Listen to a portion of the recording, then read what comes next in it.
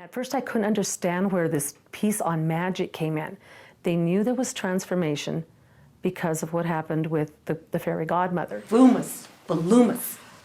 In a flash, the pumpkin grew into a golden carriage. The 4 mice changed into 4 handsome gray horses. The lizards became 4 livery men, dressed in shiny emerald green, and the rat turned into a portly coachman with a jaunty mustache. Cinderella was amazed. Where did the magic occur? At what point did the magic occur, Sabrina? When the godmother came. That's right. The godmother came, but what did she do? She did something. Ashley?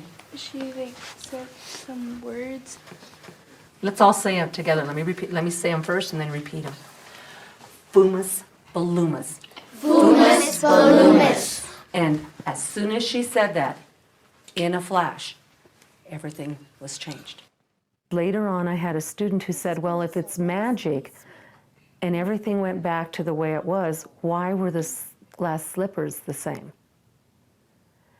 And there for a while, I had to stop and think, because they were really pushing, they were really understanding, and most importantly, they were questioning. But think back, did the godmother turn anything into the slippers? No. No, or were they real? They're real. They're real. Ah, good thinking. I like the way that's the fantasy.